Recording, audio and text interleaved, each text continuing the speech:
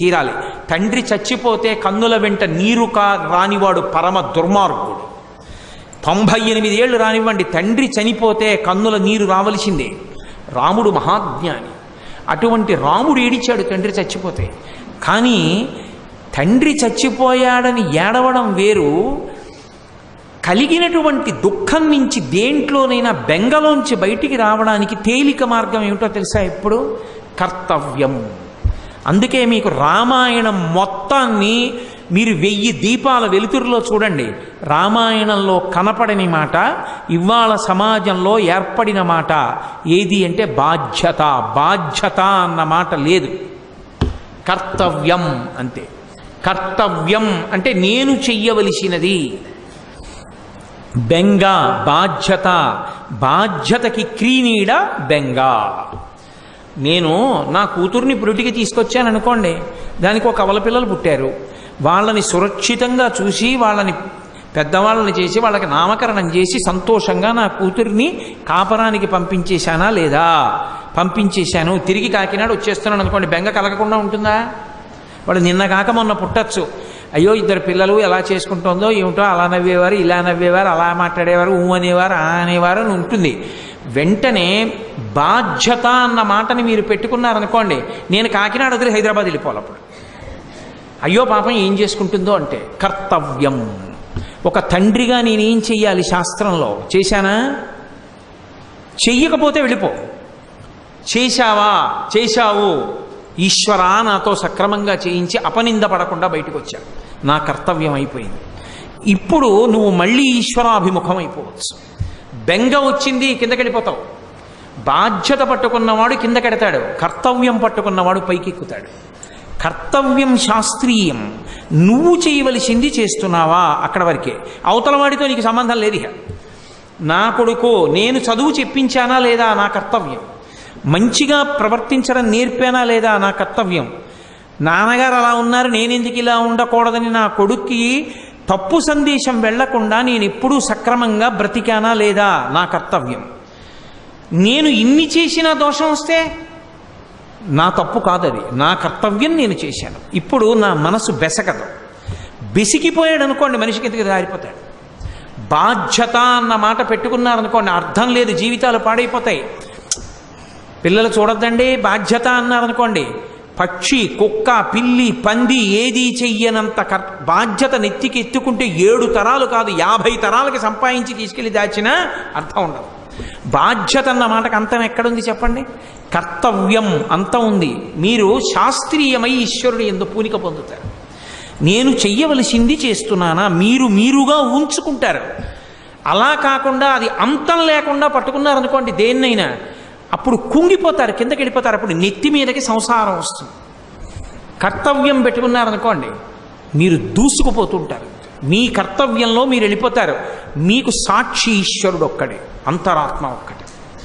అక్కడ తేడా వచ్చింది, నేను అలా చెయ్యలేదు, ఖచ్చితంగా చేయవలసిందే కర్తవ్యం. అందుకే మీకు శ్రీరామాయణంలో ఎప్పుడు ఎక్కడ ఏ మహాత్ముడు మాట్లాడినా కర్తవ్యం అన్న మాట వేస్తారు, కానీ బాధ్యత అన్న మాట వాడరు.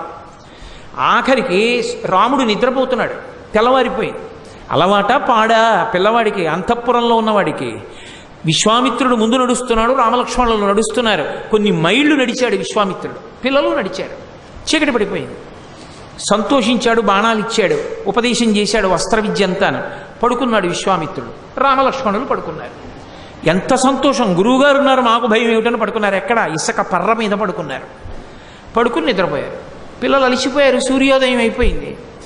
పిల్లలు లేవలేదని విశ్వామిత్రుడు లేవకుండా ఉండడు. తన కర్తవ్యం బ్రహ్మముహూర్తంలో లేచాడు, తను చేసుకోవలసిన అనుష్ఠానం చేసేసుకున్నాడు.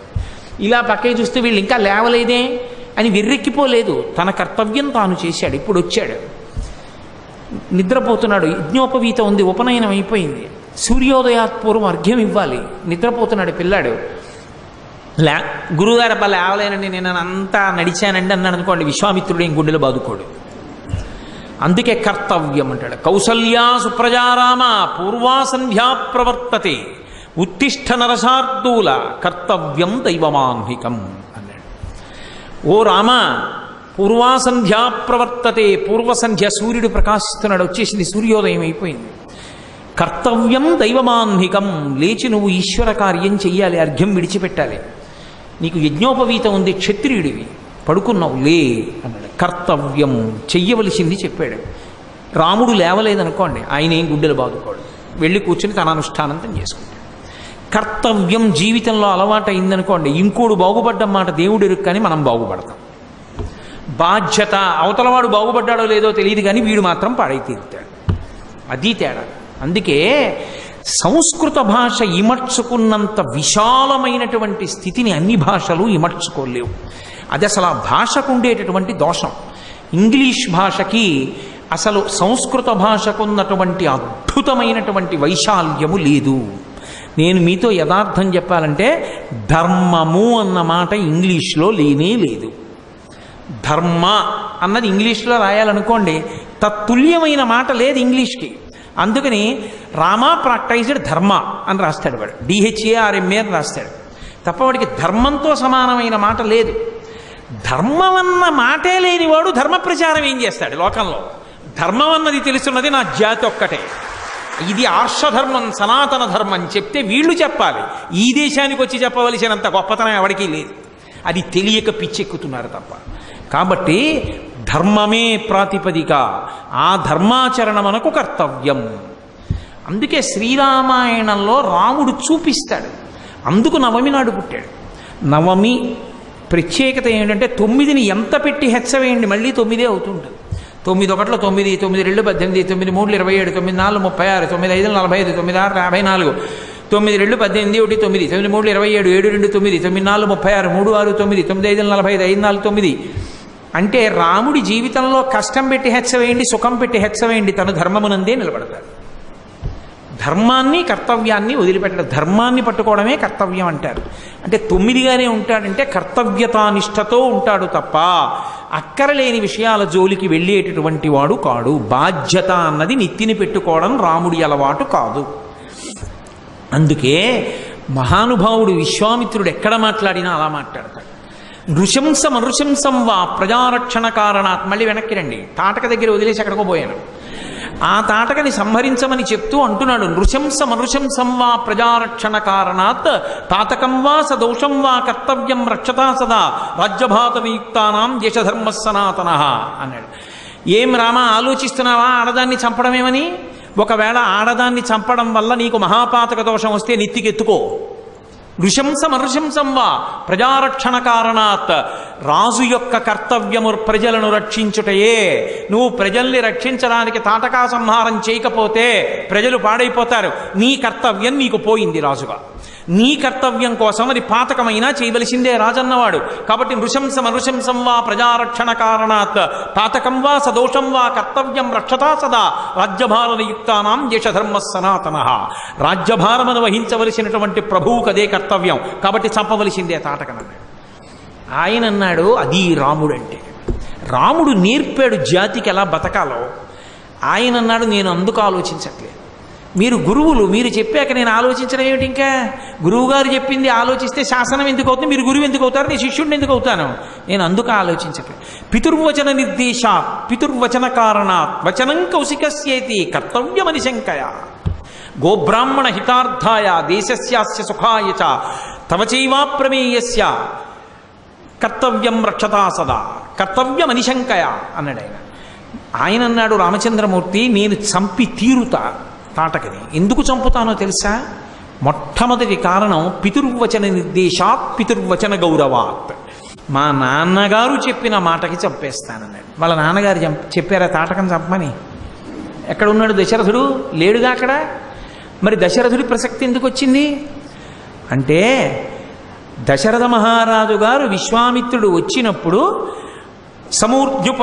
సపుత్రమూర్ధ్యుపాగ్రాయ రాజా దశరథ ప్రియం దదౌ కుశికపుత్రాయ సప్రీతేనంతరాత్మన అన్నారు వాల్మీకి మహర్షి శ్లోకంలో. దదౌ కుశికపుత్రాయ అన్నారు. కుశికపుత్రుడు అంటే విశ్వామిత్రుడు.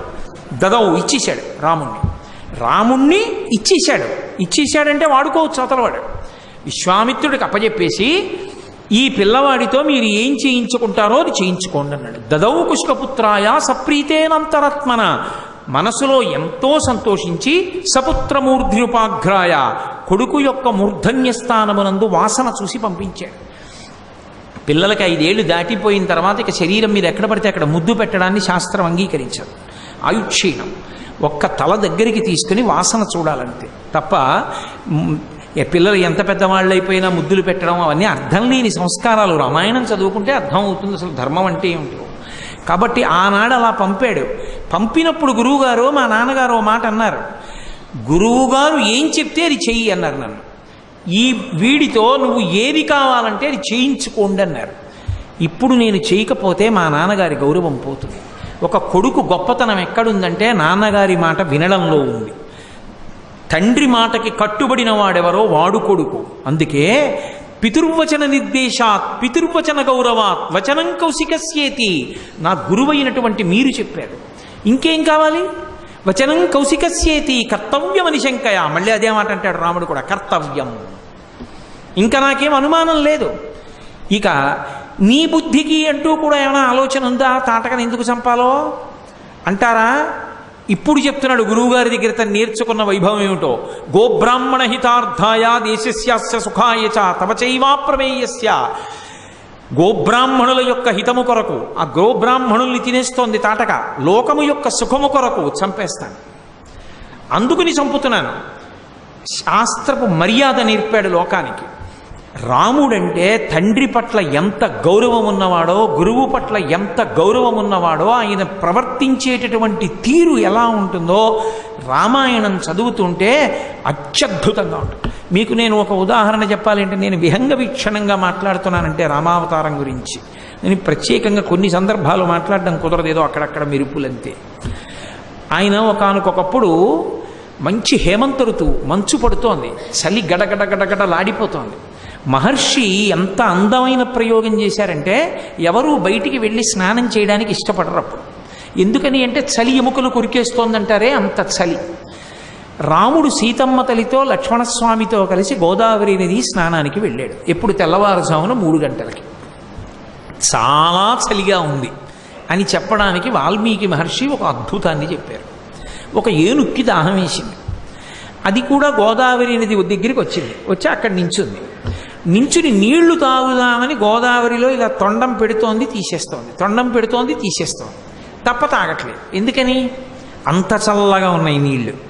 ఆ నీటిని పీల్చి నోట్లో పోసుకోవడానికి దానికి బాధేసి దాహంగా ఉన్నా సరే తొండం పెట్టి తీస్తోంది, కానీ తొండంలోకి నీళ్లు పీల్చట్లేదు. రాముడు స్నానం చేశాడు. అంటే దాహమేసిన ఏనుగే తాగలేకపోవచ్చు, కానీ తెల్లవారుజాము స్నానాన్ని రాముడు తప్పడు.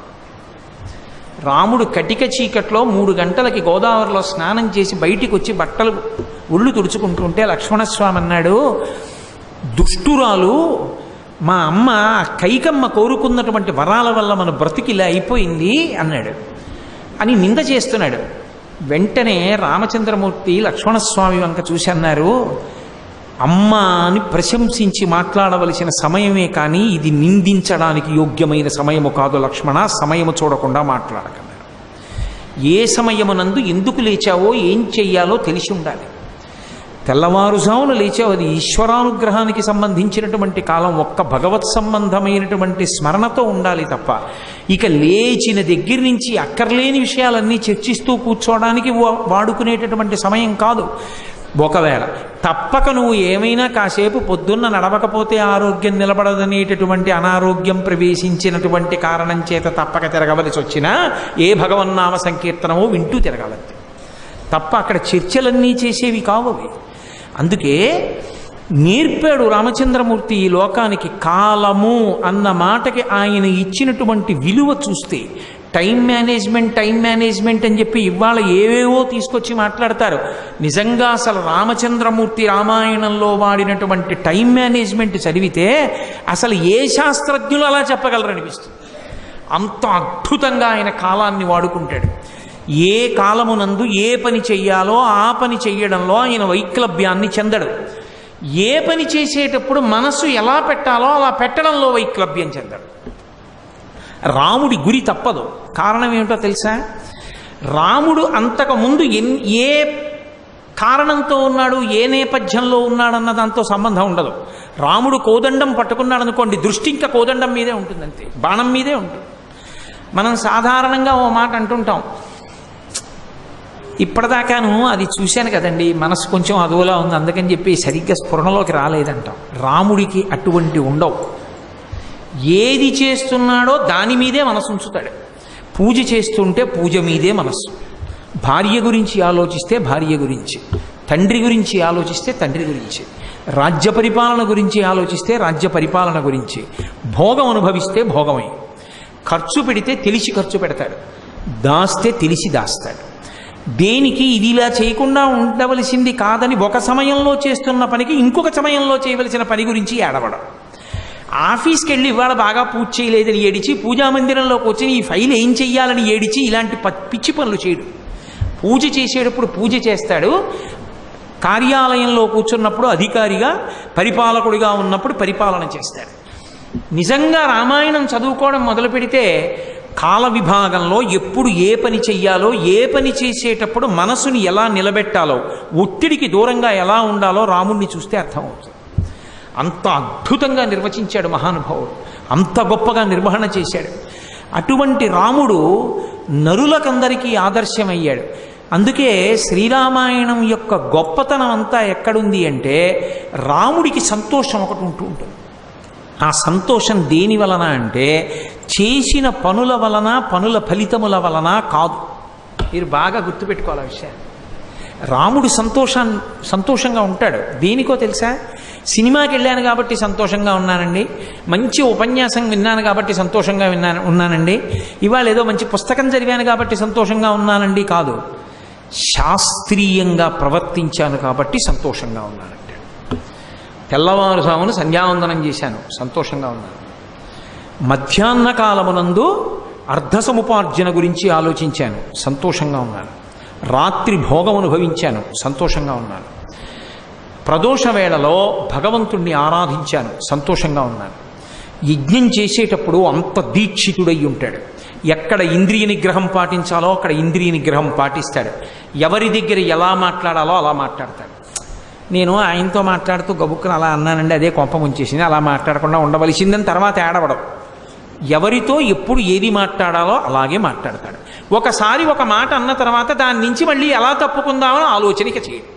రామో ధీర్ణాభిభాషతే, 2 మాటలు రాముడికి అవసరం ఉండదు. చేస్తే చేస్తానంటాడు, చెయ్యలేకపోతే ఎందుకు చెయ్యలేడో పరమ మృదువుగా చెప్తాడు. అసలు మాటకి అందం ఏమిటో రాముడిని చూసి నేర్చుకోవాలి తప్ప ఏం చేస్తానండి అప్పుడు తప్పలేదండి ఒప్పుకున్నానండి అని మళ్ళీ ఇంటికి వెళ్ళి వాళ్ళని తిడుతూ ఉండడం, ఇలాంటి పనులు రాముడి జీవితంలో ఉండవు. అసలు personality development, Edwin Filippo personal management ఏవేవో మాటలు మాట్లాడతారు. రామాయణంలో లేని శాస్త్రం లేదు, రాముడి చెప్పని శాస్త్రం లేదు. అసలు రామాయణం చదివితే రాముణ్ణి చూస్తే ఓ ఇలా బ్రతకాలా, ఇలా జీవించాలా అనిపిస్తుంది. ఎప్పుడు లేవాలో అప్పుడు లేస్తాడు. అలారం పెట్టుకుంటే కొట్టిన తర్వాత నొక్కేసి పడుకోవడం ఆయన జీవితంలో ఉండదు. అంటే ఆయన అలారం పెట్టుకున్నాడని నా ఉద్దేశ్యం కాదు. ప్రాతకాలం లేచాడంటే లేచిపోతాడు అంతే తప్ప ప్రాతకాలం లేచిపోకుండా ఉండడం ఆయనకు ఉండదు. అంతే, అలాగే ఉంటుంది ఆయన యొక్క జీవనాన్ని అలాగే పెట్టుకున్నాడంతే. అది మహానుభావుడు. ఎప్పుడూ దేని వలన ఆయనకు తృప్తి? ధర్మము వలన. ధర్మము వలన తృప్తి కాబట్టి ధర్మము నుండి యామరడు. ఏది వచ్చింది ఆయనకు అనవసరం, ఏది పోయింది ఆయనకు అనవసరం. ధర్మాన్ని పట్టుకున్నానా సంతోషం అంతే. అదొక్కటే రాముడి సంతోషం. మీరు చూడండి, అసలు రాముడి జీవితంలో కని విని ఊహించడానికి వీలు లేనంత పెద్ద మలుపు ఎక్కడ తిరిగిందంటే అయోధ్యకాండ ప్రారంభంలో జరిగింది. ఆయన ఏం అడిగాడా? ఎక్కడో సీతమ్మ తల్లితో కలిసి కూర్చున్నాడు. కూర్చున్నవాడికి దశరథుడు కబురు చేశాడు. అసలు ఆయన బయలుదేరడం మీరు చూడాలి. రామాయణం చదివితే రామాయణం హృద్యం దృశ్యం, అది కావ్యం. రామాయణం చదువుకుంటుంటే ఇంక అసలు దేని మీదకి దృష్టి వెళ్ళదు. అబ్బా ఏమి రామాయణం అనిపిస్తుంది. సీతమ్మతో మా నాన్నగారు పిలిచారు, నేను వెళ్ళాలంటాడు. కాసేపు ఆగి రావచ్చా అని అడగడు. పిలిచినది తండ్రి, వెళ్ళిపోతాడంతే. రామాయణంలో రాముడు ఎవరు పిలిస్తే వెంటనే వెడతాడో చూస్తే జీవితంలో ఎవరు పిలిస్తే వెళ్ళాలో అర్థం అవుతుంది. రథం మీద వెడతాడు, అక్కడి నుంచి చూస్తాడు దశరథుడు. చిన్నతనంలో తనని తాను చూసుకున్నంత సంతోషపడతాడు. వచ్చి ప్రవర చెప్పి నమస్కారం చేసి ఇలా నించుంటాడంతే. కూర్చో అంటాడు, కూర్చుంటాడు.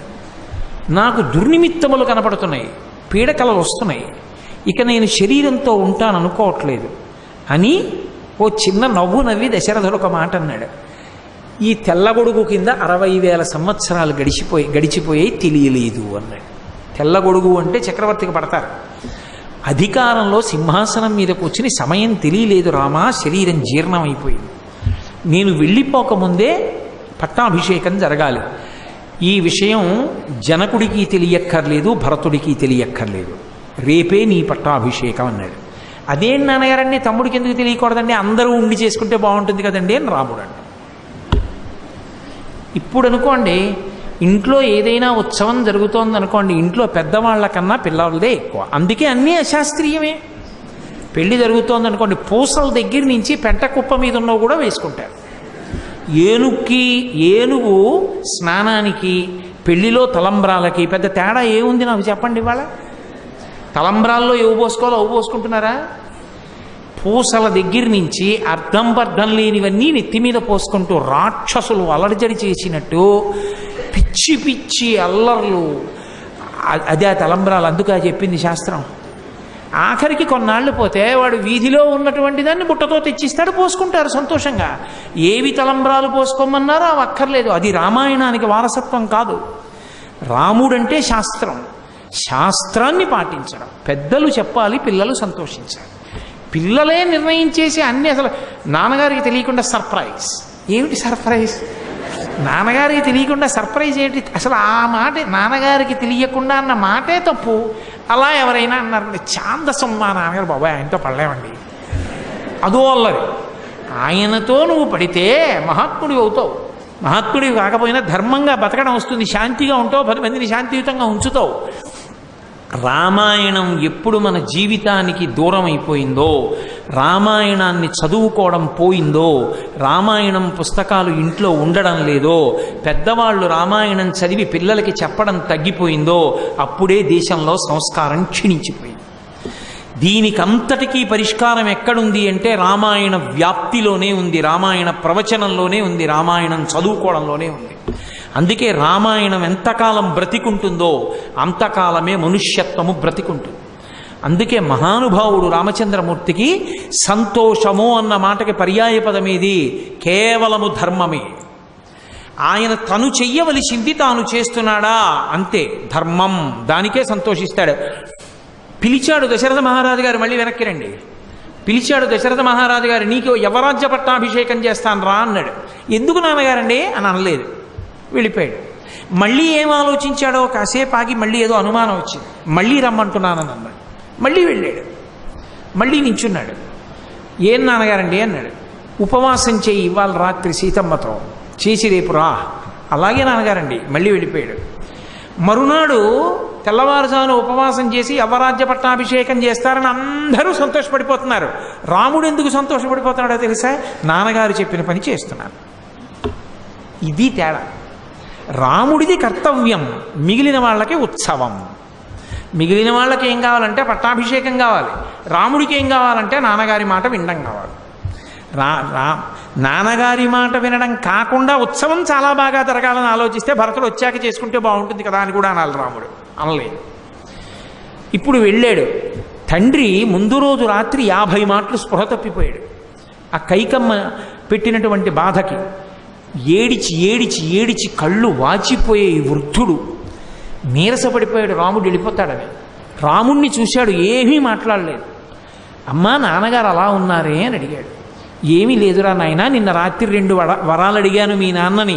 నవపంచ వర్షాణి దండకారణ్యమాశ్రిత చీరాజన జటాధారీ రామో భవతు తాపసః అభిషేక సమారంభో రాఘవస్యోపకల్ప్యతాం అనేనైవాభిషేకేన భరతో అభిషిచ్యతాం. 14 సంవత్సరములు నువ్వు కాళ్ళకి చెప్పులు కూడా వేసుకోకుండా, జుత్తు దువ్వుకోకుండా, జిల్లేడు పాలు పోసుకుని, అదంతా కూడా మర్రిపాలు పోసుకుని జటలు కట్టుకున్నటువంటి జుత్తుతో దండకారణ్యంలో ఉండాలి. నీకు పట్టాభిషేకం జరగవలసిన ముహూర్తానికి భరతుడికి పట్టాభిషేకం జరగాలి. ఈ 2 వరాలు అడిగాను మీ నాన్నని, ఇస్తానన్నాడు. కానీ నిన్ను చూసి బెంగ పెట్టుకున్నాడు రా. నువ్వు తన మాట వింటావో వినవో, అరణ్యాలకి వెళ్తావో వెళ్ళవో, రాజ్యం విడిచిపెడతావో పెట్టవోనని నువ్వు వెళ్ళిపోతే తప్ప అన్నం తినడం అలా కూర్చున్నాడండి. నిజంగా అందుకు కూర్చున్నాడు దశరథుడు. చెయ్యి అని మూర్ఛపోయాడు పాపం.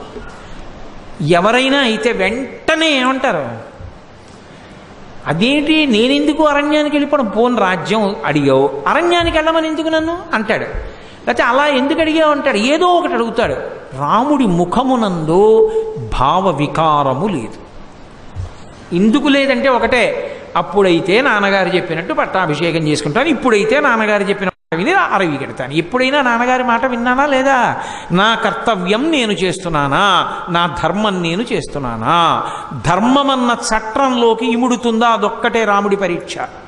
అందుకే వెంటనే ఆయన కైకమ్మతో చెప్పింది ఏంటంటే, నాహమర్థపరో దేవీ లోకమా వస్తుముత్సహే విద్ధిమాం ఋషిభి తుల్యం కేవలం ధర్మమాస్థితం. అమ్మా, నేను డబ్బుల కోసం వెంపర్లాడేవాడిని అనుకుంటున్నావా అమ్మా? నాకు ఐశ్వర్యాలు కావాలనుకుంటున్నావా? అక్కర్లేదమ్మా. నాహమర్థపరో దేవి లోకమా వస్తుముత్సహే విద్ధిమాం ఋషిభి. నన్ను ఋషినని తెలుసుకో అమ్మా. కేవలం ధర్మమాస్థితం.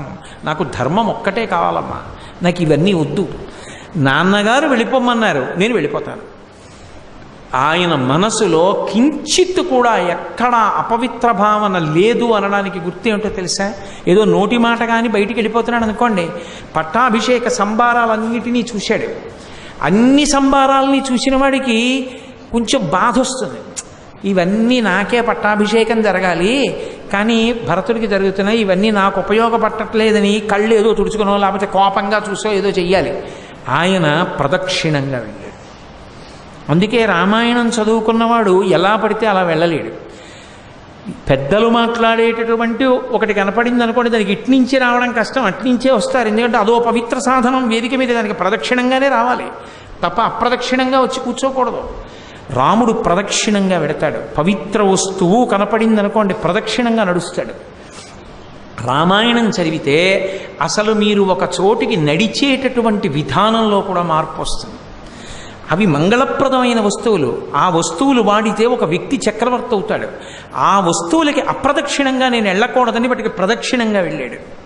అంటే ఆయన మనసులో కనీసం నేను రాజుని కావట్లేదన్న చింత ఏమీ లేదు.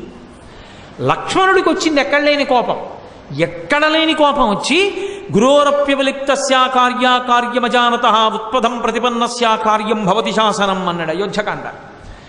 అన్నయ్య, ఎంత తండ్రి అయితే మాత్రం 60,000 సంవత్సరముల వయస్సు వచ్చినటువంటి తండ్రి గారు యవ్వనంలో ఉన్న కైకమ్మని భార్యని చేసుకుని ఎప్పుడో అర్ధరాత్రి 2 వరాలు అడిగిందని తన చిత్తం వచ్చినట్టుగా పెద్ద కొడుక్కి చెందవలసిన రాజ్యాన్ని తన ముద్దుల భార్యకు పుట్టిన కొడుక్కి ఇచ్చేయడానికి అధికారం ఉందా?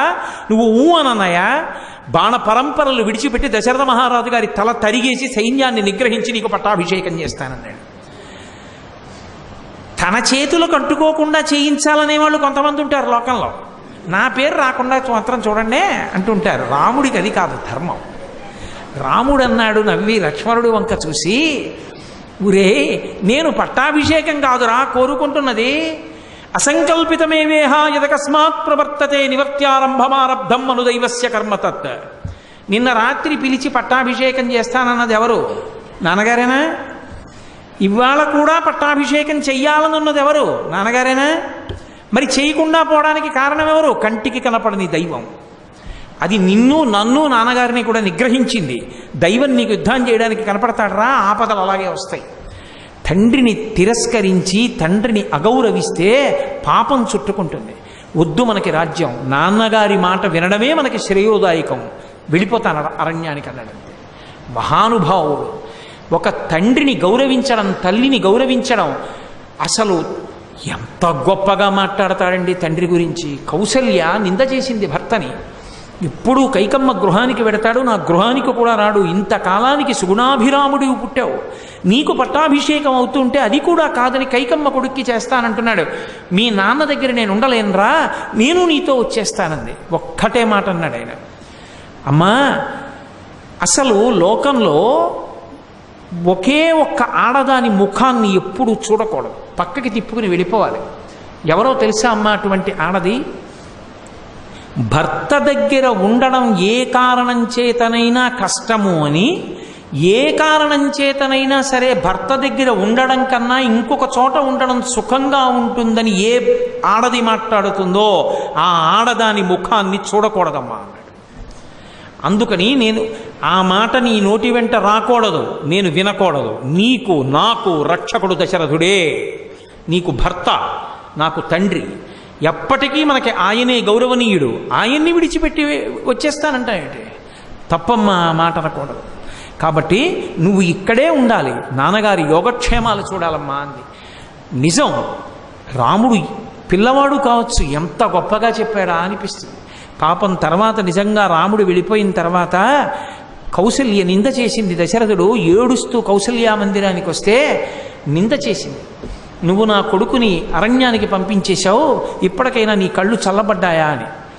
దశరథుడు ఏడిచి ఏడిచి ఏడిచి కైకకి నచ్చ చెప్పలేక రాముడు వెళ్ళిపోయాడని ఏడుస్తూ, రామాయిక నువ్వు నా ప్రేతాన్నే చూస్తావు, ఇక నేను నిన్ను చూడనని ఏడుస్తూ కౌసల్యాగృహానికి వెడితే అక్కడ కూడా ఓదార్పు దొరకకపోతే గబగబా కూర్చున్న ఆసనం మించి లేచి వచ్చి కౌసల్య కూర్చున్న దగ్గరికి వచ్చి ఆమె కాళ్ళ మీద తల పెట్టి పడిపోయాడు.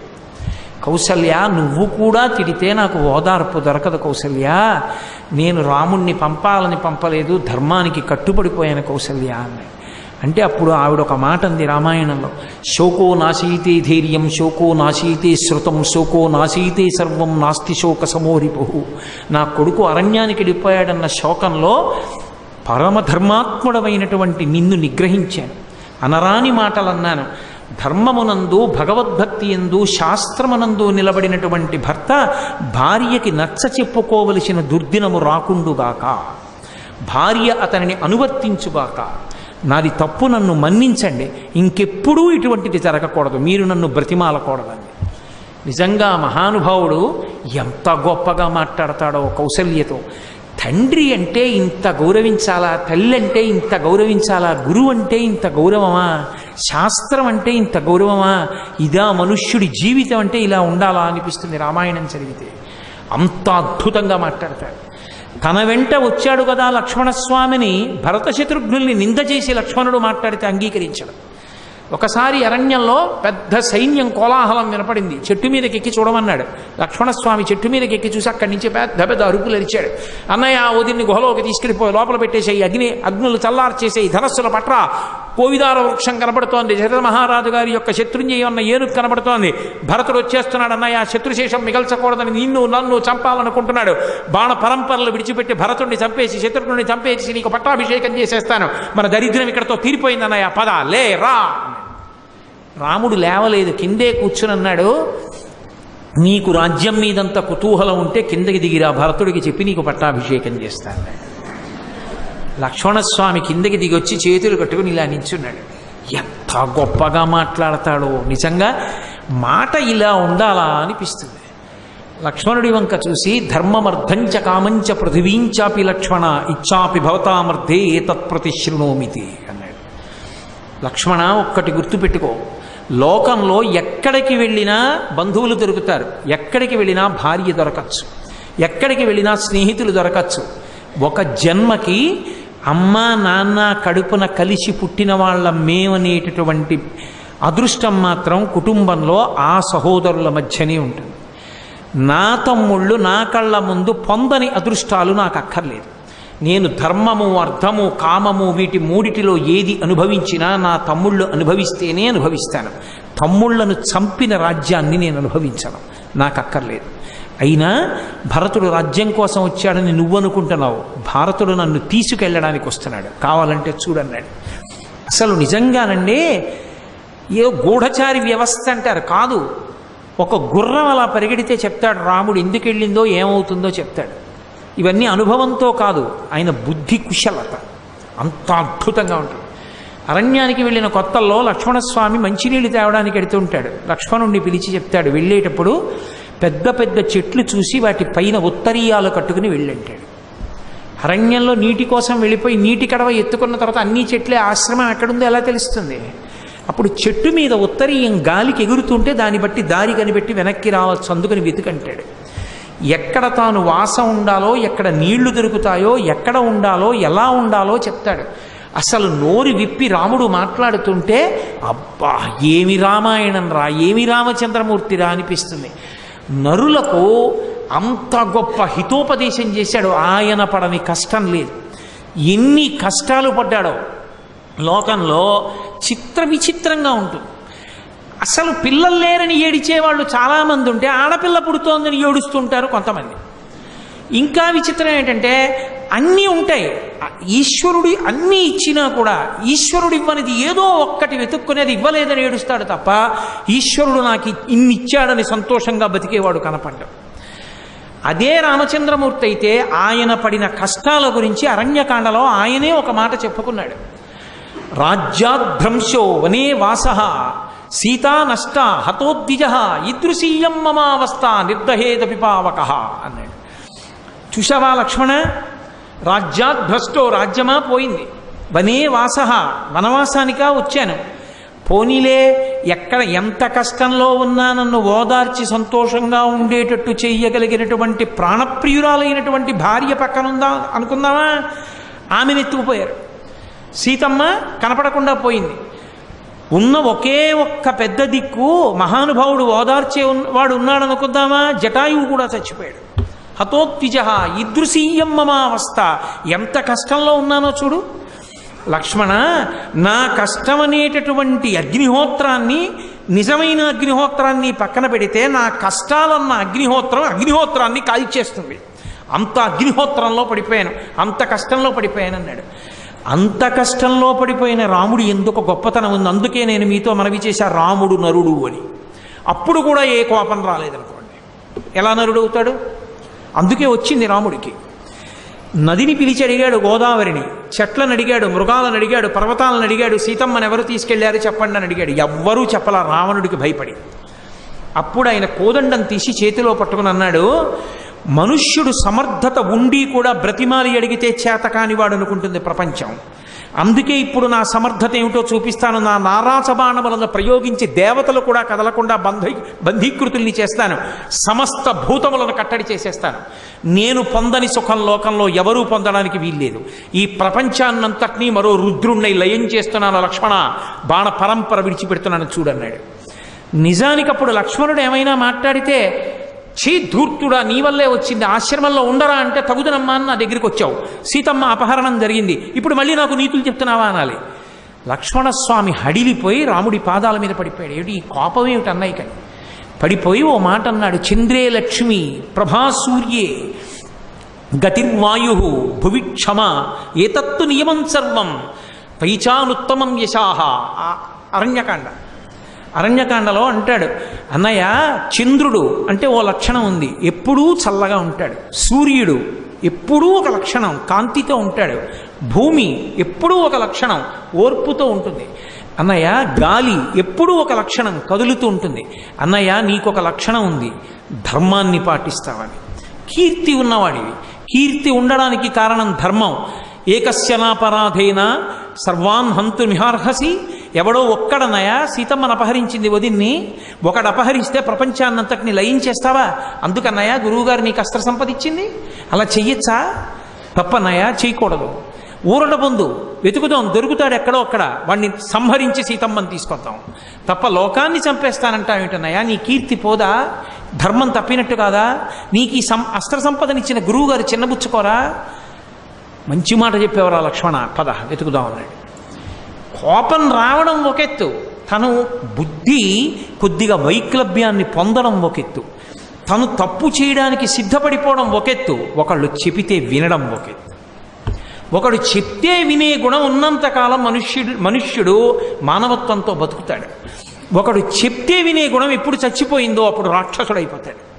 రావణాసురుడికి చెప్పాడు మారీచుడు, సులభాః పురుషారాజన్ సతతం ప్రియవాదినః అప్రియస్య పథ్యస్య వక్తా శ్రోతా చ దుర్లభః అంటూ మొదలెట్టాడు. లోకంలో చెప్పేవాడు ఉంటాడు, వినేవాడు ఉంటాడు. కానీ వినేవాడు ఎన్నైనా చెప్పచ్చు, అవతలవాడిని పొగుడుతూ మాట్లాడేవాళ్ళు లోకంలో కోట్ల మంది ఉంటారు. కానీ అవతలవాడు బాగుపడాలన్న ఉద్దేశంతో కొంచెం కఠినంగానైనా మాట్లాడేవాళ్ళు కోట్లలో ఎవడో ఒక్కడే ఉంటాడు. కానీ వాడు నిజంగా అవతలవాడి అభ్యున్నతి కోసం మాట్లాడుతున్నవాడు. అటువంటి వాడు మాట్లాడిన మాటల్ని వినేటటువంటి వాళ్ళు లోకంలో ఉండరు. రావణ, నేను చెప్పిన మాట విను, నా మాట విని నీ ప్రవర్తన మార్చుకో అన్నాడు. అన్నీ విని రావణుడు ఏమన్నాడో తెలుసా? నువ్వు చెప్పవలసింది అయిపోయింది, నేను చెప్పేది విను. నువ్వు నా చేతిలో చచ్చిపోతావా రాముడి చేతిలో చచ్చిపోతావా అది చెప్పన్నాడు. నే చెప్పినట్టు మాయామృగంగా విడితే రాముడి చేతిలో చచ్చిపోతావు, నేను చెప్పినట్టు మాయామృగంగా వెళ్ళకపోతే నా చేతిలో చచ్చిపోతావు, రెండింట్లో ఏది కావాలో చెప్పు, నువ్వు చెప్పింది చెప్పావుగా నేను విన్నాను. ఏమైంది చెప్పాడు మారీచుడు, ఆనాడు చెప్పాడు, ఒక్క రాముడి జోలికి వెళ్లకుండా ఉండు చాలు. కళత్రాణిచి సౌమ్యాని మిత్రవర్గం స్తథైవచ యదీచ్ఛసి చిరం భోక్తం ఆకృధా రామ విప్రియం. అంతమంది భార్యలున్నారు, అంతమంది బిడ్డలున్నారు, అంతమంది భృత్యులున్నారు, అన్ని భోగస్థానాలున్నాయి, కాంచన లంక ఉంది, ఆనందం అనుభవించరా? రాముడి జోలికి ఎందుకు ఎడతావు? రాముడి జ్యోతికి ఎడితే నాశనం అయిపోతావు మారీచా, రావణ వెళ్ళొద్దన్నాడు. విన్నాడా? వినక నాశనం అయిపోయాడు రావణాసురుడు. కోపం వచ్చినా నిజానికి నింద చేయడానికి అవకాశం ఉన్నా లక్ష్మణస్వామి చెప్పిన మాట వింటాడు రామచంద్రమూర్తి. రాముణ్ణి చూస్తే మనం ఒక విషయాన్ని గమనించాలి జీవితంలో. మనుష్యుడన్న తర్వాత ఎక్కడో అక్కడ ఎప్పుడో అప్పుడు అదుపు తప్పి గబుక్కుని తప్పు చేయిపోతాడు. కానీ అవతల వాళ్ళు వచ్చి చెప్పినప్పుడు విని బుద్ధిని మార్చుకోగలగాలి. అప్పుడే తన స్థానమునందు ఉంచుకుంటాడు. లేకుండా కోపాన్ని అంటిపెట్టుకుంటే, అవతలవాడి మాట వినే స్వభావాన్ని విడిచిపెట్టేస్తే సర్వనాశనం అన్నది అక్కడ ప్రారంభమవుతుంది.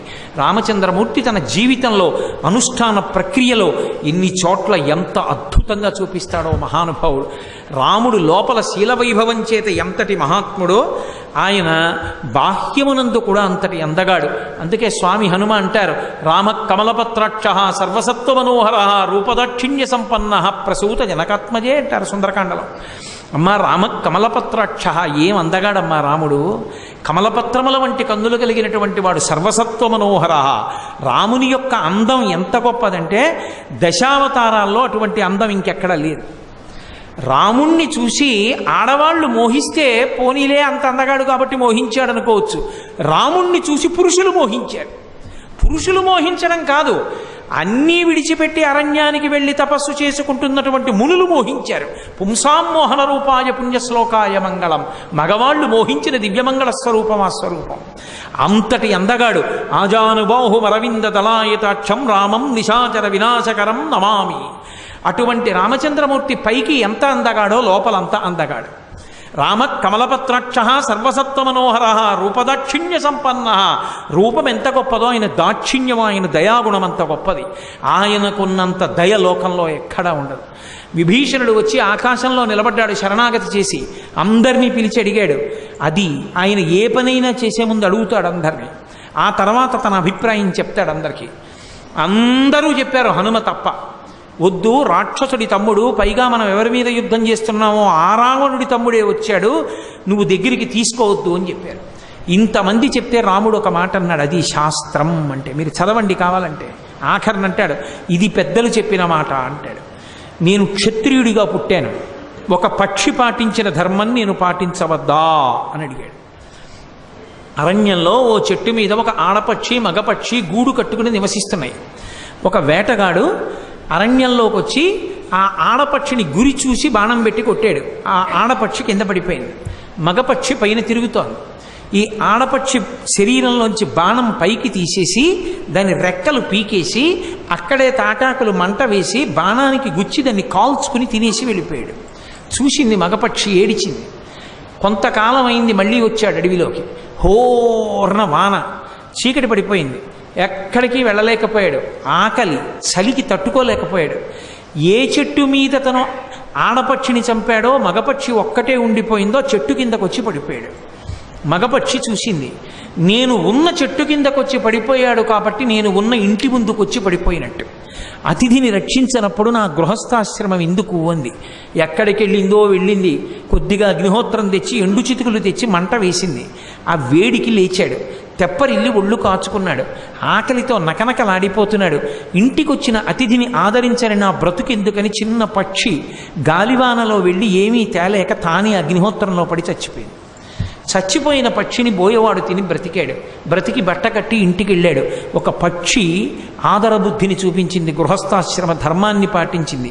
క్షత్రియుడనై దశరథ మహారాజు గారి కొడుకునై నేనే విభీషణుడికి శరణాగతి చేస్తే ఆశ్చర్యం ఇవ్వకపోతే, అనుమానపడితే ఇక నేనెందుకు క్షత్రియ జన్మ, ఇంకెక్కడి నా ధర్మం. అందుకే విభీషణుడు కాదు రావణుడే వచ్చి శరణాగతి చేసినా అభయం ఇచ్చేస్తానన్నాడు. రావణ విభీషణులకే కాదు, సకృదేవ ప్రపన్నాయ తమాస్మీతి యాచతే అభయం సర్వభూతేభ్యో దదామ్యే తద్వ్రతం మమ. సమస్త ప్రాణులలో ఏ ప్రాణి అయినా సరే, యుద్ధకాండ ఏ ప్రాణి అయినా సరే రామా నేను నీవాడనని వచ్చి నా పాదముల మీద పడిపోతే చాలు, వాళ్ళకి నా శరణం, వాళ్ళు పాడవకుండా నేను చూస్తానన్నాడు. మహానుభావుడు రామచంద్రమూర్తి అంటే ఆద్యంతములు ధర్మమే. ధర్మము తప్ప ఆయనకి ఇంకొకటి అక్కర్లేదు. రాముడే ధర్మము తప్పితే రామాయణంలో కొన్ని కాండలు లేవు అసలు. రాముడు ధర్మం విడిచిపెట్టేద్దాం అని ఒక్క క్షణం అనుకుంటే, రాముడు కిష్కింధకాండలో సుగ్రీవుడితో స్నేహం అనేసి వాలితో స్నేహం చేస్తే చాలు, రావణాసురుడి జీవితం మొత్తం మీద రావణాసురుడు ఓడిపోయింది ఇద్దరి చేతుల్లోనే. కార్తవీర్యార్జునుడు వాలితో స్నేహం చేస్తే వాలి రావణాసురుడిని పిలిపించి సీతమ్మని ఇప్పించేస్తాడు. సుందరకాండ యుద్ధకాండ లేవు. అధర్మంతో ఉన్న వాలితో స్నేహం చేసి సీతమ్మని తెచ్చుకోవడం కన్నా సుగ్రీవుడితో స్నేహం చేసి వాలిని సంహరించి కష్టపడి సేతువు కట్టి తీసుకొచ్చి మళ్ళీ సీతమ్మతో కలిసి ఉంటే పట్టాభిషేకాన్ని పొందుతాను తప్ప అధర్మ మార్గంలో నాకు భోగం అక్కర్లేదన్నాడు. ధర్మమే కావాలి రాముడికి, ధర్మము కావాలి, శాస్త్రం కావాలి, గురువు కావాలి, తప్ప ఇంకొకటి అక్కర్లా. అందుకే శ్రీరామాయణంలో పిల్లలకి అమ్మ కట్టించిన సద్దెన్నపు మూట అంటుంటారు. నేను తప్పకుండా శ్లోకాన్ని స్పృశిస్తుంటారు రామాయణంలో. ఆయన అరణ్యవాసానికి బయలుదేరిపోతుంటే ధర్మం మాట చెప్పి వెడుతుంటే కౌసల్యాదేవి పొంగిపోయి ఒక మాట చెప్పింది. ఇప్పటికీ ఎక్కడికైనా స్కూల్కి వెడుతుంటే అమ్మ క్యారేజ్ ఇస్తుందే, అలా 14 సంవత్సరములు రామచంద్రమూర్తికి తినడానికి కావలసినటువంటి ఆత్మపోషకమైనటువంటి అన్నాన్ని మూట కట్టి కౌసల్యాదేవి ఇచ్చింది. ప్రతి తల్లి ఆ శ్లోకాన్ని ధారణ చేసి ఉండాలి. ప్రతి తల్లి తన బిడ్డలకి ఆ శ్లోకం రాముడికి నేర్పినటువంటి ఘట్టం చెప్పి తీరాలి. రాముడు అరణ్యవాసానికి బయలుదేరుతుంటే కౌసల్య ఆశీర్వచనం చేసి రాముడితో చెప్పిన మాట, యం పాలయసి ధర్మంతం ధృత్యాచ నియమేన చ సవై రాఘవశార్దూలా ధర్మస్వామభిరక్షతు అంది. రామ, ధర్మాన్ని విడిచిపెట్టు అని నేను చెప్పాను. పెద్దవాడికి రాజ్యం ఇవ్వాలి, మీ నాన్నకు అధికారం లేదని చెప్పాను. ధర్మాన్ని పక్కన పెట్టేస్తే నువ్వు రాజ్యాన్ని పొందొచ్చు, మీ నాన్నని నిగ్రహించవచ్చు, యుద్ధం చెయ్యక్కర్లేదండి. దశరథుడు అడిగాడు. వెళ్ళిపోతుంటే రామచంద్రమూర్తి, యుద్ధం చేసి దశరథ మహారాజు గారిని కారాగారంలో పెట్టక్కర్లేదు. దశరథుడే రాముడి వంక చూసి చేతులు పట్టుకుని ఒక మాట అడిగాడు, రామా నిన్ను చూడకపోతే చచ్చిపోతాన్రా, ఉండలేను, ఒక్క పని చెయ్యి. అసలు నిజానికి ఈ రాజ్యమంతా నీదే, కానీ ఈ కైకేయి నన్ను నిగ్రహించింది రాత్రి, నన్ను బలవంత పెట్టి వరాలు తీసుకుంది. నువ్వు ఒక పని చేయి, నేను వరాలు కైకకి ఇచ్చేశాను. 14 ఏళ్ళు రాముణ్ణి అడవికి పంపించేస్తాను, రాజ్యం నీ కొడుక్కి ఇచ్చేస్తానన్నాను. నా పని అయిపోయింది అక్కడతో. నువ్వు వెళ్ళకు, భవరాజా నిగృహ్యమాం అన్నాడు. నేను పెద్దవాడిని అయిపోయాను, యుద్ధం చెయ్యలేను, నన్ను పడగొట్టేసి బంధీకృతుణ్ణి చేసి కారాగారంలో పెట్టేయి. నువ్వు రాజ్యం ఏలుకో, నా తప్పు లేదుగా, నా మాట నేను నిలబెట్టుకున్నానుగా, నీ తప్పు లేదు, రాజ్యం వీరభోజ్యం, నన్ను పడగొట్టి నువ్వు ఎక్కువ. కారాగారంలో కూర్చునుండగా అలా వెళ్ళు, నిన్ను ఒక్కసారి చూసి బతికేస్తాను రామా, నిన్ను చూడకపోతే చచ్చిపోతాను, నన్ను నిగ్రహించి రాజ్యం ఏలుకో అన్నాడు. రాముడు అన్నాడు, ఎంత మాట నాన్నగారండి, మిమ్మల్ని కారాగారంలో పెట్టి రాజ్యం ఏలుకోనా? అదా అందుకా కొడుకు, మీరిచ్చిన మాట సత్యమయ్యేట్టు చేసిన వాడెవరో వాడు కొడుకు. మీరమ్మకి మాట ఇచ్చారు, 14 ఏళ్ళు అరణ్యవాసం చేసి దశరథుడు ఇచ్చిన మాట నిజమైందనిపిస్తాను, అది కొడుకంటే.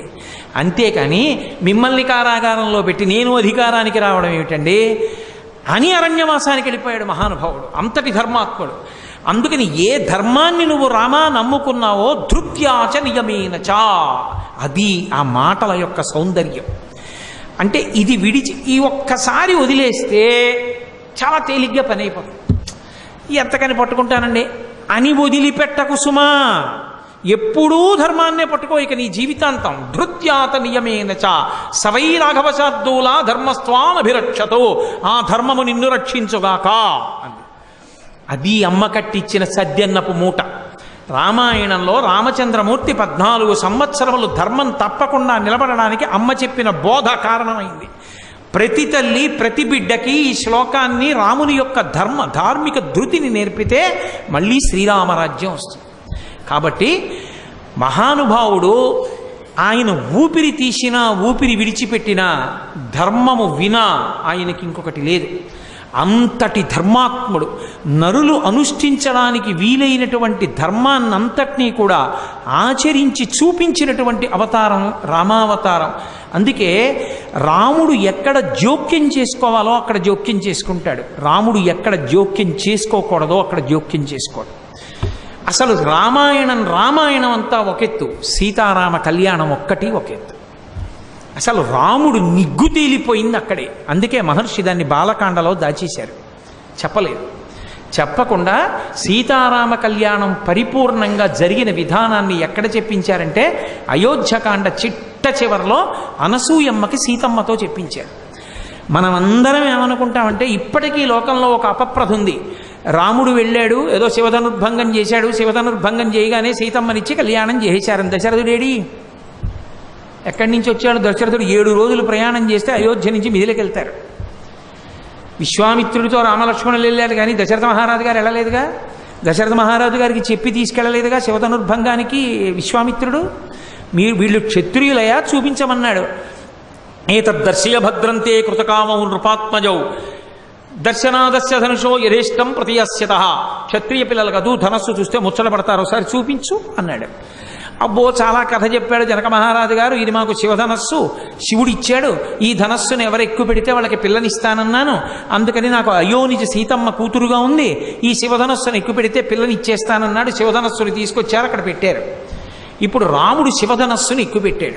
ఎక్కువ పెట్టడం కాదు, ఆయన వింటినారిని కడుతుంటే శివధనస్సు భంగం అయిపోయింది. భంగం అయిపోతే అందరూ స్పృహ తప్పి పడిపోయారు.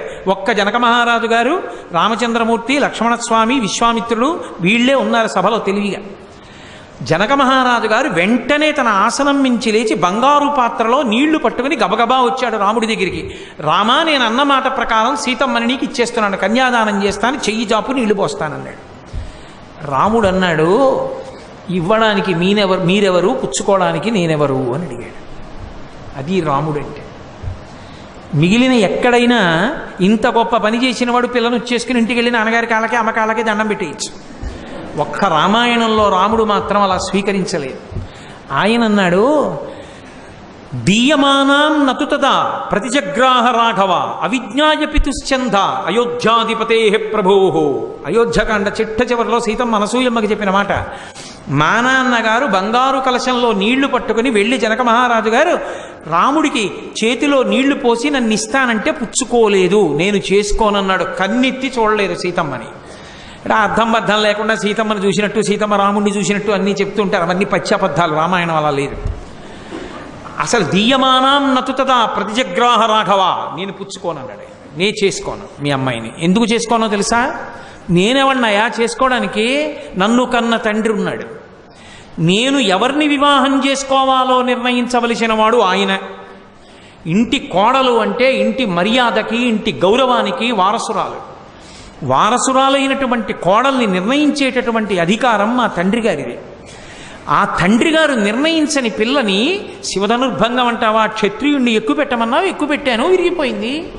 పిల్లని చేసుకుంటానని నేను మాట ఇచ్చానా? మా నాన్నగారికి కబురు చెయ్యి. మా నాన్నగారు వస్తారు. మా నాన్నగారు వచ్చి రామా ఈ పిల్లని చేసుకో అంటే తప్పకుండా చేసుకుంటాను. మా నాన్నగారు చెప్పని పిల్లని నేను చేసుకోను. ఆమె లోకోత్తర సౌందర్య రాశి కావచ్చు, అయోనిజ కావచ్చు, శివధనుర్భంగం చేసిన వాడికి నువ్వు ఇస్తానని అని ఉండి ఉండవచ్చు. ఎందరో ఆమెని పెళ్లి చేసుకోవాలని ప్రయత్నించి ఉండవచ్చు. నేను ఆమెని కన్నెత్తి చూడను. మా నాన్నగారు చెప్తే చేసుకుంటాను. ఎందుకని? ధర్మశాస్త్రంలో ఇంటికి కోడలు రావాలంటే నిర్ణయించవలసిన వాడు తండ్రి. తండ్రి నిర్ణయించాలి. ఎవరు కోడలుగా రావాలో నిర్ణయించడం ఆయనది అధికారం. కాబట్టి మా నాన్నగారికి తెలియకుండా నేను కన్యని స్వీకరించేటటువంటి ప్రసక్తి రాదు. అవిజ్ఞాయ పితుశ్చంద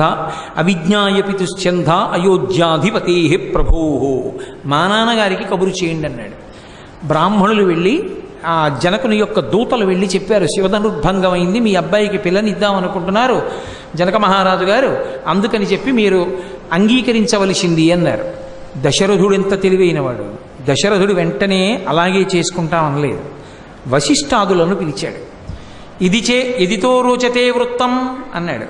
జనక మహారాజు గారి యొక్క నడవడి ఎటువంటిది, ఆ పిల్ల తల్లిదండ్రులు ఎటువంటి వారు, వంశం ఎటువంటిది, మీకు నచ్చినదేనా? ఒకవేళ ఆ ఇంటి పిల్లని మన కోడలుగా చేసుకుందామని మీరంటే మా భూత్కాలస్య పర్యయ, ఆలస్యం చెయ్యొద్దు, వెంటనే కబురు చేద్దాం వస్తున్నామని. మీకు అంగీకారమా అన్నాడు.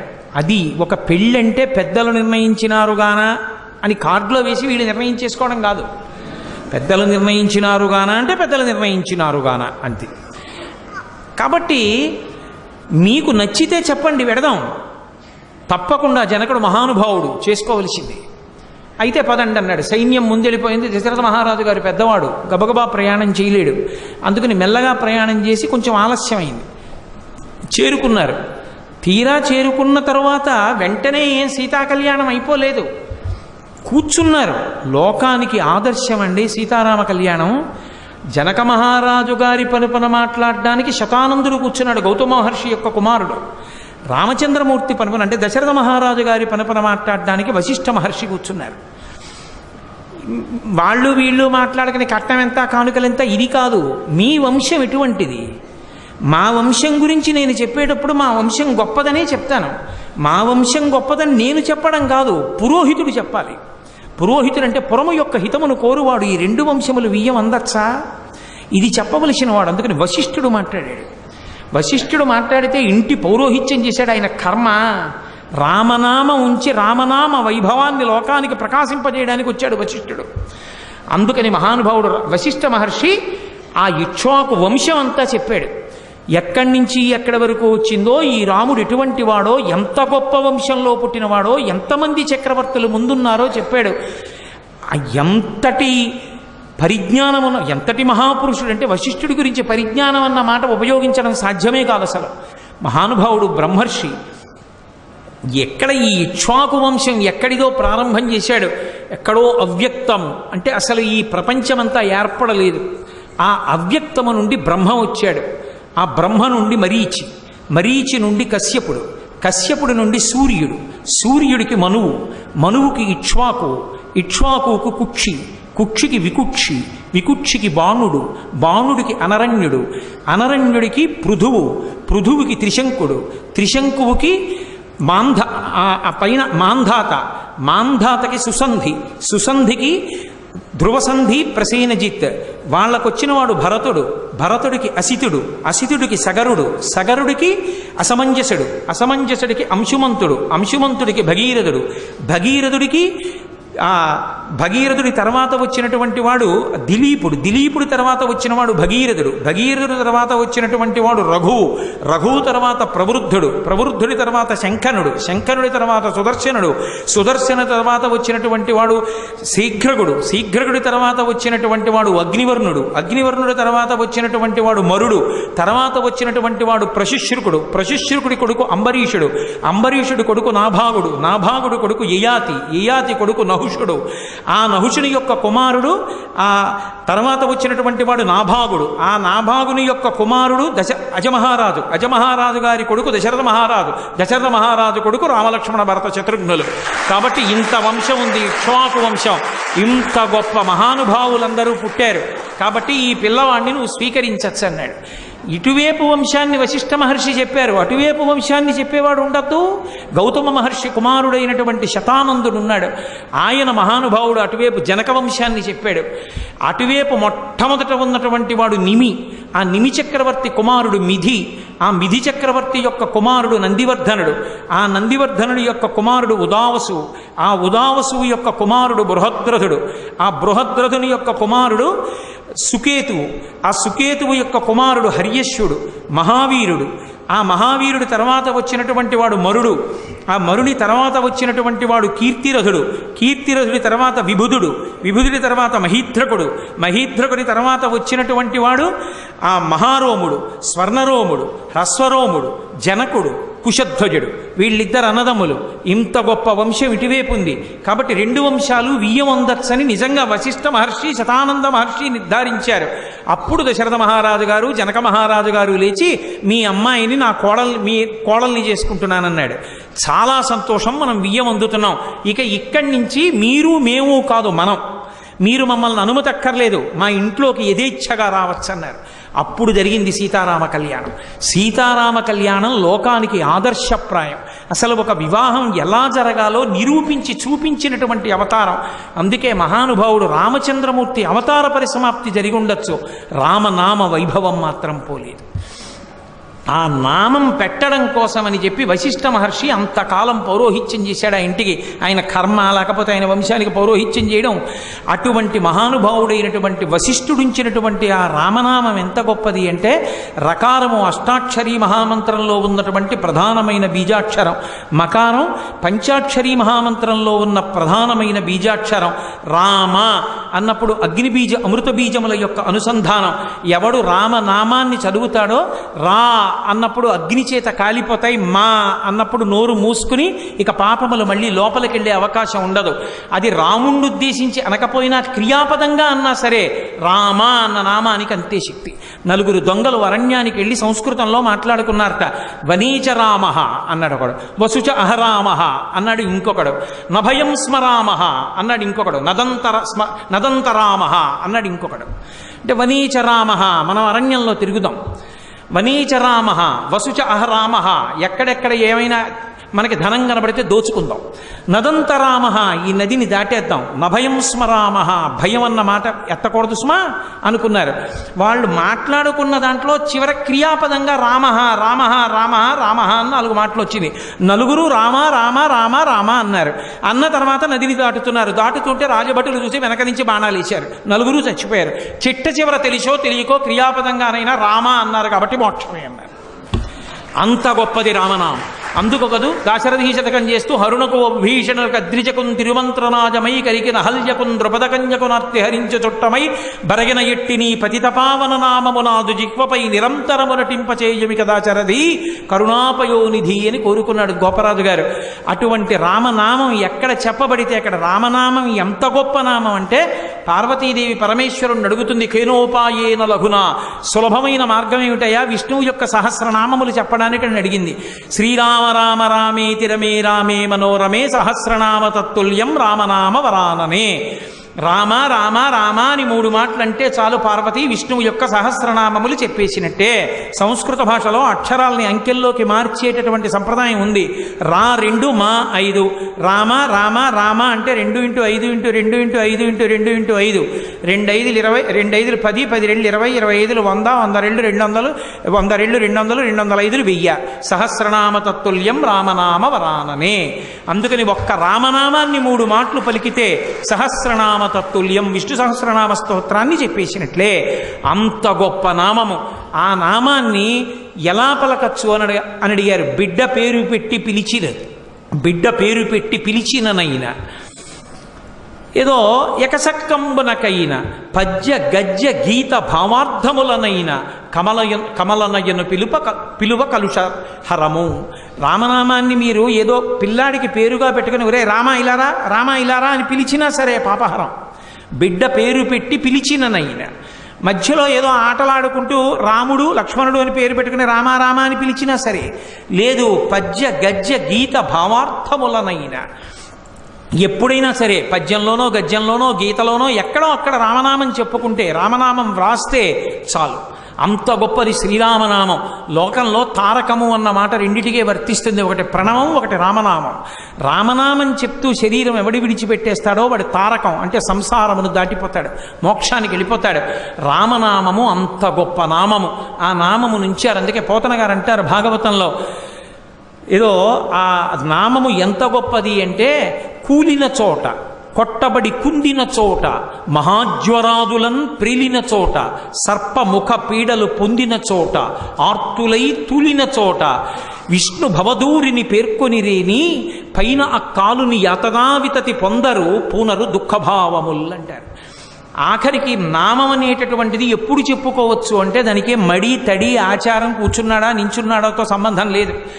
ఆఖరికి ఏకవస్త్రంతో ఉండి రజస్వలా దోషంతో ఉన్నటువంటి ద్రౌపదీదేవి ఎలుగెత్తి భగవంతుడిని నామం పెట్టి పిలిచింది, పరిగెత్తుకొచ్చాడు. చావుకి దగ్గరగా ఉండి ఇక నోటి వెంట మాట రాని స్థితిలో గజేంద్రుడు భగవంతుడిని నామం పెట్టి పిలిచాడు, పరిగెత్తుకొచ్చాడు. అందుకే త్యాగరాజస్వామి పిబరే రామరసం అంటారు, తాగేసేయండి రా రామరసాన్ని అంటారు.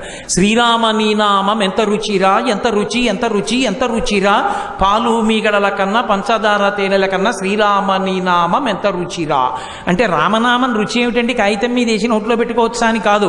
పెరుగు, తేనె, పళ్ళరసం ఇలాంటివి నాలుక మీద వేసుకున్నప్పుడు నాలుక మీద ఉండేటటువంటి రసాంకురములు దాని యొక్క రుచిని చెప్పినప్పుడు పరవశించినటువంటి మనసు ఏ స్థితిని పొందుతుందో ఆ రసాంకురమైనటువంటి రసాంకురములతో ఉన్న నాలుక కేవలం బాహ్య పదార్థముల యొక్క రుచి చెప్పడం కాదు, రామ రామ రామ రామ అని శ్రీరామనామం చెప్పడంలో ఉండేటటువంటి పారవస్యాన్ని పొందిన నాడు శ్రీరామ నీ నామం ఎంత రుచిరా, అప్పుడు ఆ రామనామం యొక్క రుచి తెలుస్తుంది. తారకనామం రామనామం. రామనామం పలికినంత మాత్రం చేత ఎప్పుడు పలకచ్చు అంటే కూలిన చోట గడప తగిలి పడిపోయాడు, రామా అన్నాడు చాలు, వాడు అదృష్టం. కూలిన చోట, కొట్టబడి కుండిన చోట, ఎవరో వెనక నుంచి కొట్టారు, కింద పడిపోయాడు, రామా అంటూ పడిపోయాడు, తరించిపోయాడు. కొట్టబడి కుందిన చోట, మహాజ్వరాదులను ప్రీలిన చోట, 104 జ్వరం వచ్చి పడిపోయి ఉన్నాడు. ఆ పలవరించేటప్పుడు రామా రామా అని పలవరిస్తున్నాడు, వాడు ఉన్నతగతులు పొందుతాడు. మహాజ్వరాదులను ప్రీలిన చోట, సర్పముఖ పీడలు పొందిన చోట. అలా వెళ్ళిపోతుంటే బొస్సున పాము వచ్చి పడగెప్పింది, శ్రీరామ శ్రీరామ శ్రీరామ అన్నాడు. వాడు తరిస్తాడు, రక్షింపబడతాడు. సర్పముఖ పీడలు పొందిన చోట విష్ణు భవదూరిని పేర్కొని రేని, ఆ పైన అక్కాలుని యాతనావితతి పొందరు పూనరు దుఃఖభావముల్. యమధర్మరాజు గారి యొక్క పాశం వాళ్ళ మీద పడదు. రామనామం అంత గొప్ప నామం. అందుకే అటువంటి నామాన్ని సదా స్మరించి శ్రీరామనామాన్ని మనసులో అనుకుంటూ శ్రీరామనామాన్ని వ్రాసినంత మాత్రం చేత రామచంద్ర ప్రభువే మనం చేరుకోవలసినటువంటి స్థితిని నిర్దేశిస్తాడు. మహానుభావుడు గుంటూరులో రాగం ఆంజనేయులు గారిని ఉండేవారు. ఆయన ఏం పెద్ద చదువుకోలేదు, ఎప్పుడూ శ్రీరామనామమే. అలా శ్రీరామ శ్రీరామ శ్రీరామ శ్రీరామ వ్రాస్తూనే ఉండేవారు. ఆఖరికి ఆయన ఆ పుస్తకాలన్నీ రామనామం వ్రాసినవన్నీ బండిలో పెట్టుకుని రామనామ జపం చేస్తూ భద్రాచలం వెళ్ళారు. భద్రాచలం వెళ్ళి ఆ రోజు సాయంకాలం రామచంద్రమూర్తి యొక్క దేవాలయంలో రామనామం ఇచ్చేద్దాం అనుకున్నారు. ఇవాళ ఎందుకులేండి, ఇక్కడ ఏదో సప్తాహం చేద్దాం అనుకుంటున్నాం కదా, రేపిద్దాం, ఏకాదశి వస్తుంది కదా అన్నారు. ఏమోనయా ఏ క్షణం ఎవడికి తెలుసు, ఇచ్చేసేద్దామన్నారు. ఆ రోజు రాత్రి రామచంద్రమూర్తికి రామనామం అంతా సమర్పించి మరునాటి నుంచి క్రతువు ప్రారంభం అవుతుంది. భద్రాచలంలో వచ్చి యజ్ఞ భాగం దగ్గర నించున్నారు. లోపల రామచంద్రమూర్తి దేవాలయంలో గంటలు మోగి అక్కడికి దగ్గరలోంచి ఆ స్వామి వైభవం, ఆ కీర్తన వినపడుతూ నీరాజనం కనపడుతోంది. ఆ నీరాజనం వంక చూస్తూ అలాగే నిలబడి రామ రామ రామ అంటూ శరీరం వదిలేశారు. ఆయన తన పెళ్లికి కూడా మంగళతోరణాలు కట్టద్దు అని మావిడాకులు కట్టించకుండా తన స్నేహితులతో రామనామం కాగితాల మీద వ్రాయించి రామనామాన్నే తోరణాలుగా కట్టించుకున్నారు. అంత రామనామోపాసకులు ఎంతమందో. నా దగ్గర ఎన్ని పుస్తకాలు ఉన్నాయో చరిత్రలో.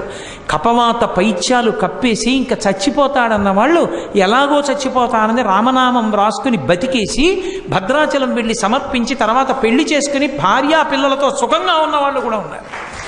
రామనామం అంత గొప్ప నామం. శ్రీరామనామం రాయడం, శ్రీరామనామం పలకడం అంత గొప్పది. అందుకే కంచికామకోటి పీఠాధిపత్యం వహించిన మహాపురుషులైన చంద్రశేఖరేంద్ర సరస్వతి మహాస్వామి వారు ఏ ఊరు వెళ్ళినా సరే పిల్లలు కనపడితే వాళ్ళందరినీ కూర్చోపెట్టి గుండ్రంగా రామనామం వ్రాయమని, ఎవరు ఆ ఇచ్చిన సమయంలో ఎక్కువసార్లు గుండ్రంగా వ్రాసారో వాళ్ళకి బంగారు మాడలు ఇచ్చేవారు. ఆ తర్వాత వెండి మాడ, తర్వాత రాగి మాడ, మిగిలిన వాళ్ళకి అందరికీ కూడా మాడలు ఇచ్చేవారు. ఈ మధ్య మేము శ్రీరామనవమి నాడు అయ్యప్ప స్వామి దేవస్థానంలో పిల్లలందరితో అలాగే రామనామం రాయించి మాడలు ఇచ్చాం. రామనామం అంత గొప్పది.